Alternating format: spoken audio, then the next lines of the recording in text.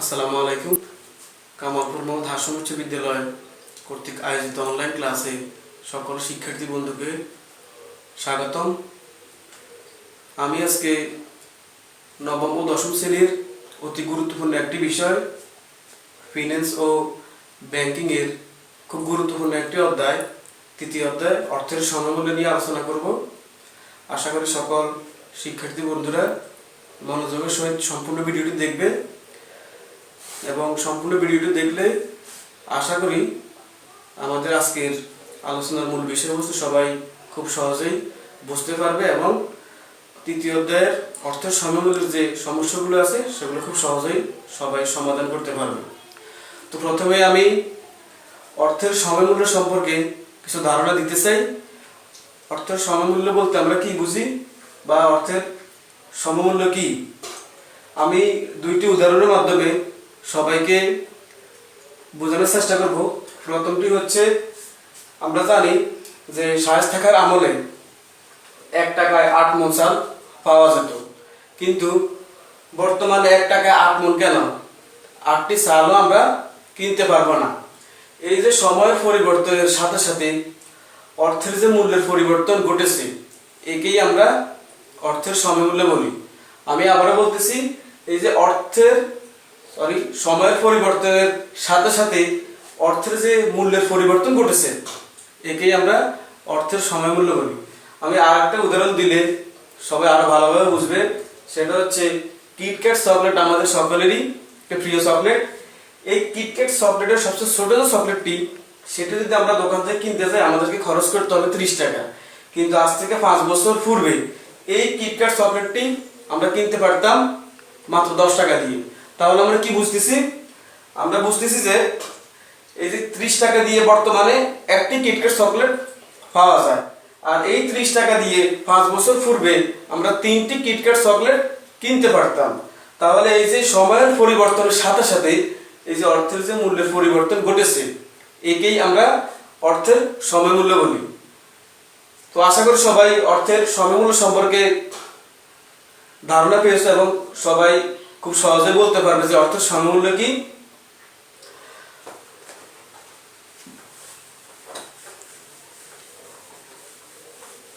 আচ্ছা, তো আমরা জানি অর্থের যে সমমূল্য রয়েছে, এই মূল্যটি দুই ধরনের। একটি হচ্ছে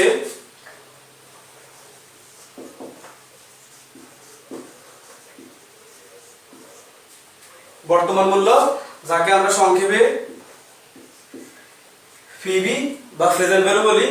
আরেকটি হচ্ছে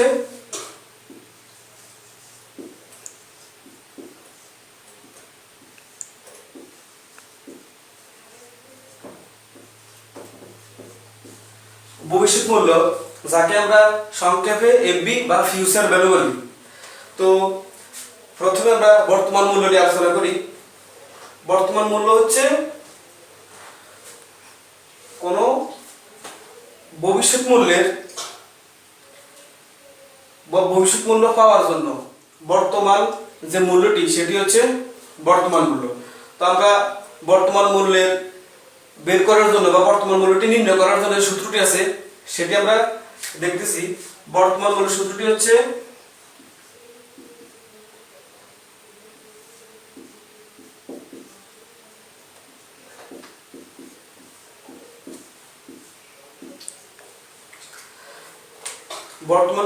হচ্ছে পিবি সমান FB divided by 1 plus I power N.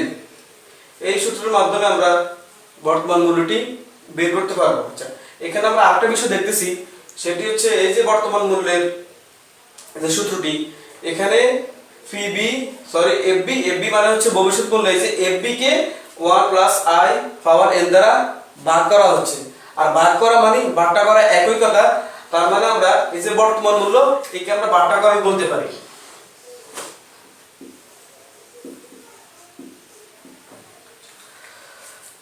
তাহলে আমাদের অনেক সময় নৈর্ব্যক্তিক প্রশ্নে আসে, এমসিকিউতে আসে যে ভাগটাকরণ পদ্ধতি কাকে বলে, বর্তমান মূল্য নির্ণয় করাকে ভাগটাকরণ পদ্ধতি বলে, অথবা বর্তমান মূল্য নির্ণয় করার পদ্ধতিকে কি বলে, ভাগটাকরণ পদ্ধতি বলে। এবার আমরা ভবিষ্যৎ মূল্য নিয়ে যদি কথা বলি, আমরা ভবিষ্যৎ সূত্রটি জানি, সেটি হচ্ছে FB সমান PB গুণ 1 প্লাস I পাওয়ার n। তাহলে FB বা ফিউচার ভ্যালুর সূত্রটি কি? PB গুণ 1 প্লাস I পাওয়ার n। এখানেও আমরা যদি সূত্রের দিকে তাকাই তাহলে আমরা দেখতে পাচ্ছি কি, এই যে PB এর সাথে 1 প্লাস I পাওয়ার n গুণ করা হচ্ছে। আর গুণ করা মানে বৃদ্ধি পাওয়া, এবং বৃদ্ধি পাওয়া চক্রবৃদ্ধি একই কথা। তাহলে আমরা এই যে ভবিষ্যৎ মূল্যকে আমরা চক্রবৃদ্ধিকরণ পদ্ধতি বলতে পারি।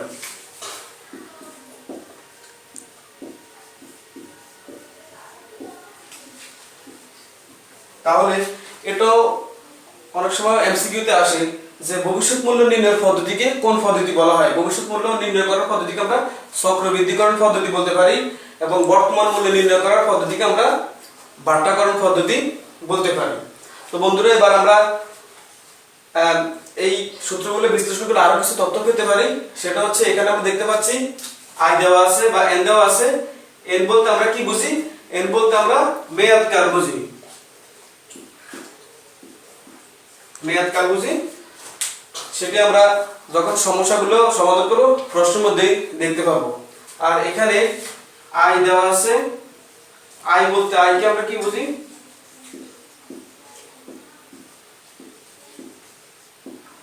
I হচ্ছে সুদের হার। এই সুদের হার আমরা জানি দুই ধরনের। একটি হচ্ছে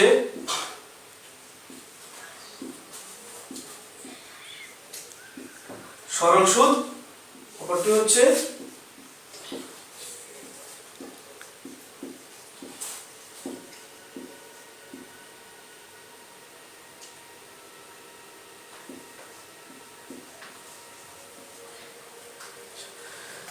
সরল সুদ, আরেকটি হচ্ছে চক্রবৃদ্ধি সুদ। আমরা যদি সরল সুদ নিয়ে কথা বলি তাহলে আমরা একটি উদাহরণের মাধ্যমে খুব সহজে বুঝবো। সেটি হচ্ছে, আমি যদি লাভের আশায় কোথাও 1000 টাকা জমা রাখি, 1000 টাকা জমা রাখি, এবং যে ব্যাংকে আমি জমা রাখবো বা যেখানে আমি জমা রাখবো সেখান থেকে আমি যদি 10% হারে সুদ পাই, তাহলে কি দেখতেছি আমরা? আমি 1000 টাকা জমা রাখলে 1000 টাকার বিনিময়ে আমি প্রথম বছর 10% হার সুদে আমি কত টাকা পাচ্ছি? 100 টাকা। এবং দ্বিতীয় বছর কি হচ্ছে? দ্বিতীয় বছর আমি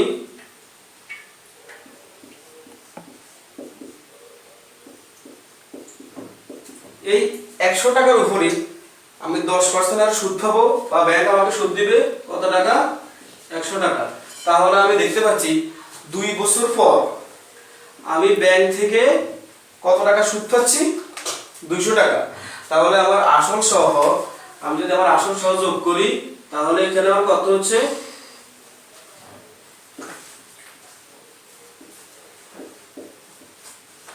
1200 টাকা। এই যে এখানে আমাকে যে সুদ দিচ্ছে ব্যাংক, সেটা কিসের উপর দিচ্ছে? প্রথম বছর আমার আসল যে 1000 আছে 1000 এর উপর, দ্বিতীয় বছর আমার যে আসল 1000 আছে 1000 এর উপর। তাহলে আমরা এখানে দেখতে পাচ্ছি যে আমি তৃতীয় বছর একই অবস্থা, আমার আসল 1000 টাকার উপরে আমাকে কি দিচ্ছে? সুদ দিচ্ছে। তাহলে আমরা সরল সুদ বলতে বুঝি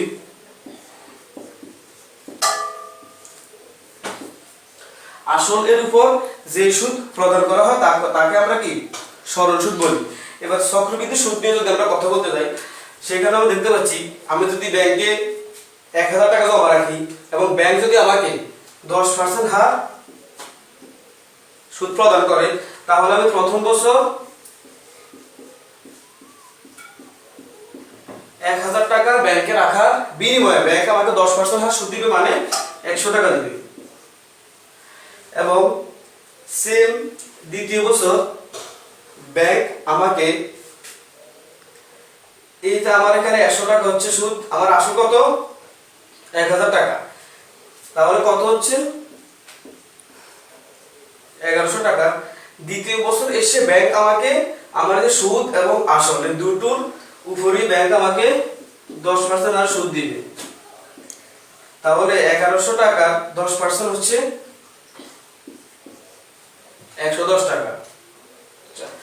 তাহলে চক্রবৃদ্ধির হার সুদে 2 বছর পর ব্যাংক আমাকে সুদ দিচ্ছে কত টাকা? 210 টাকা। এবং আমার আসল সহ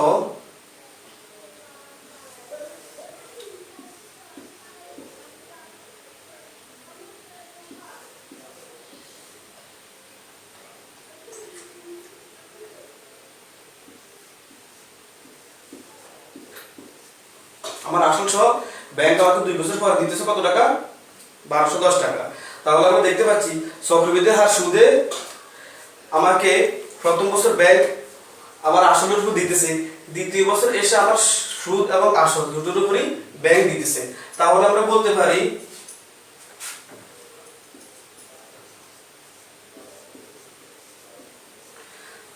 চক্রবৃদ্ধির হার সুদ বলতে বুঝি কি?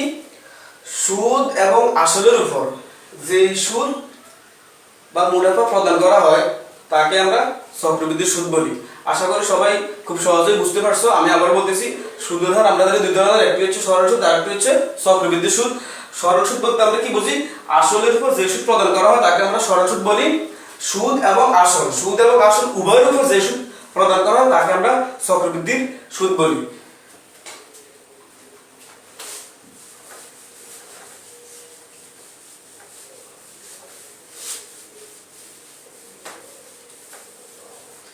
এবার আমরা শিখব কিভাবে সমস্যাগুলো থেকে চক্রবৃদ্ধি বর্তমান মূল্য এবং ভবিষ্যৎ মূল্য নির্ণয় করা হয়। আশা করি সবাই খুব মনোযোগের সহিত ভিডিওটি দেখবে, তাহলে খুব সহজেই যে কোনো সমস্যার বর্তমান মূল্য এবং ভবিষ্যৎ মূল্য বের করতে পারবে।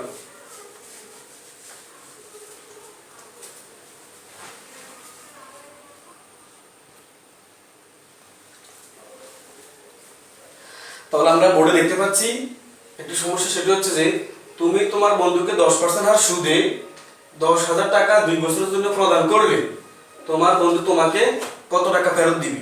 আচ্ছা, তো আমরা অনেক সময় যে ভুলটি করি সেটা হচ্ছে কোনো প্রশ্ন পড়ার পরই আমরা সমাধান করা শুরু করে দিই, কিন্তু এটা তোমরা করতে যেও না। কারণ প্রশ্ন পড়ার পর আমাদেরকে দুটি কাজ করতে হবে। একটি কাজ হচ্ছে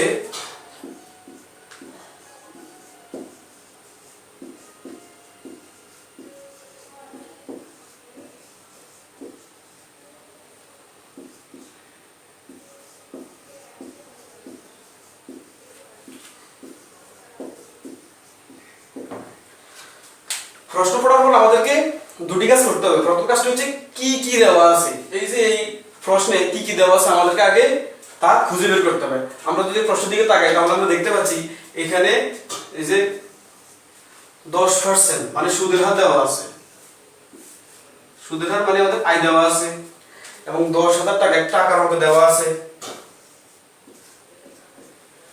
এবং এখানে বছর দেওয়া আছে 2 বছর,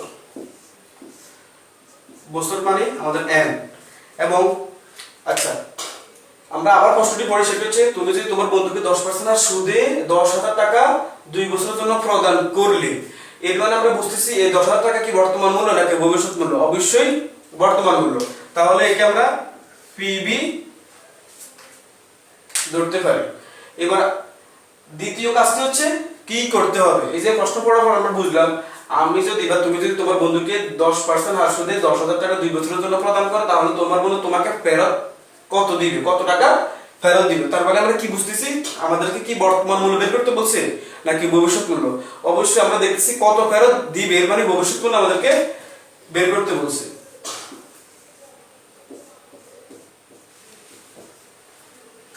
তাহলে আমরা এখন কি ভবিষ্যৎ মূল্য বা ফিউচার ভ্যালু বের করব। আমরা জানি ইতিমধ্যে আমরা ফিউচার ভ্যালু এর সূত্রটি জেনেছি, আমি সূত্রটি লিখে ফেলি।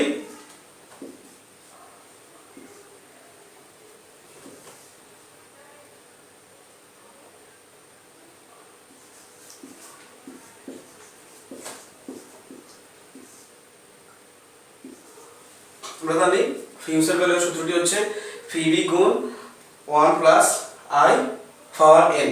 এবার আমরা যেহেতু মানগুলো বের করছি, আমি এখানে মানগুলো বসিয়ে দিচ্ছি। আমাদের ফিবি হচ্ছে কত? 10,000 ব্র্যাকেট 1 প্লাস আমাদের আই হচ্ছে কত?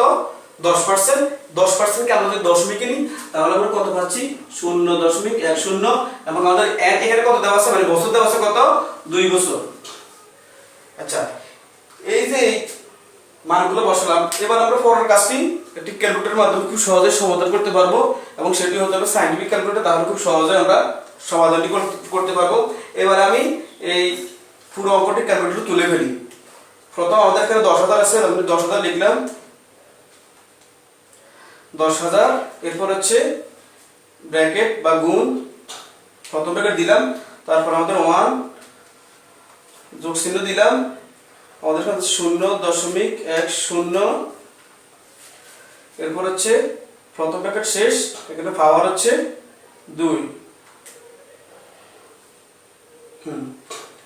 এই যে আমি বের করলাম, আমাদের এখানে পুরো অঙ্কটি ক্যালকুলেটর তোলার পর আমাদের এখানে রেজাল্ট আসছে 12,100 টাকা।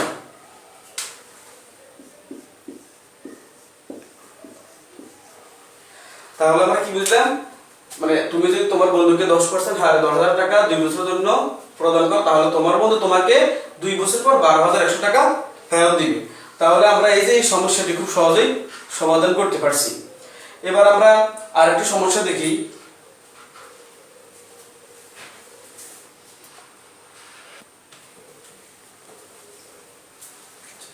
এবার আমরা এই সমস্যাটি দেখি।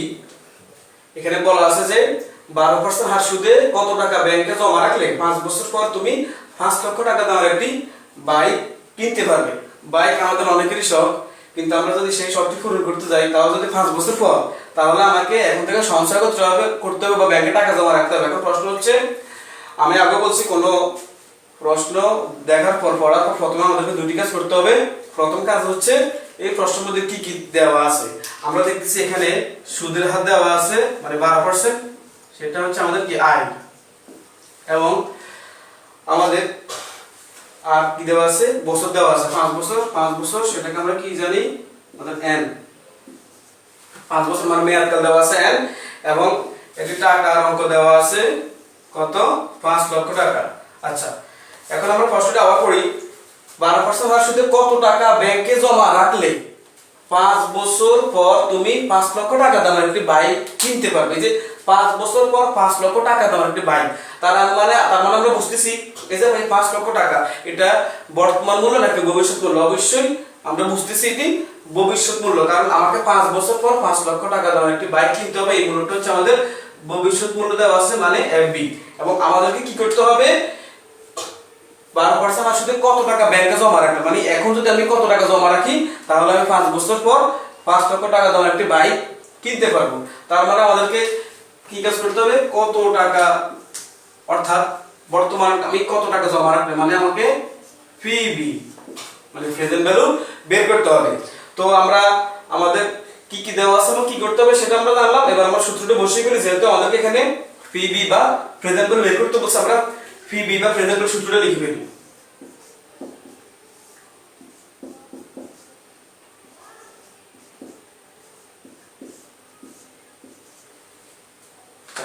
আমরা পিবি বা প্রেজেন্ট ভ্যালু সূত্র লিখলাম, সেটা হচ্ছে কি এফবি মানে ফিউচার ভ্যালুকে আমরা 1 প্লাস i পাওয়ার n দ্বারা ভাগ করব।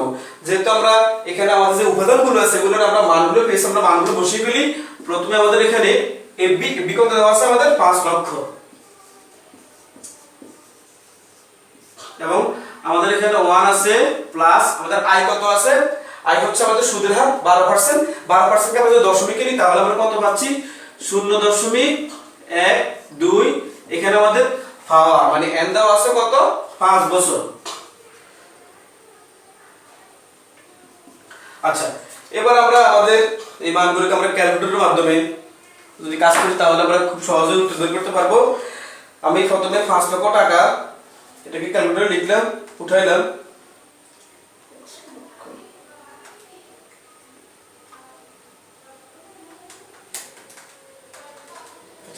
এরপর আমরা জানি প্রেজেন্ট ভ্যালু বা বর্তমান মূল্য নির্ণয় করার ক্ষেত্রে আমাদেরকে ভবিষ্যৎ মূল্যকে ভাগ করতে হয়। তাহলে আমি প্রথম 5 লক্ষ ক্যালকুলেটরে তুললাম, তোলার পর এবার আমি ভাগ চিহ্ন দিলাম, ভাগ চিহ্ন দিয়ে প্রথম ব্র্যাকেট দিব, প্রথম ব্র্যাকেট এরপর আমাদের এখানে সূত্রে 1 প্লাস এখানে কত আছে 0.12 আমার প্রথম ব্র্যাকেট শেষ। এখানে পাওয়ার কত দেওয়া আছে? পাওয়ার দেওয়া আছে 5। এবার আমি সমাধানে দিলাম, এখানে আমি কত পাচ্ছি? 2,83,713.72। আমি পুরো টাকার অঙ্কটি লিখে ফেলি।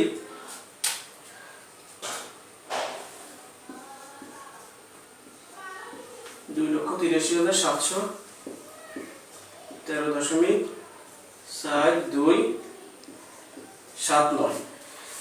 তাহলে আমরা ক্যালকুলেটরে অঙ্কটি করার পর আমরা এখানে কত টাকা পেলাম?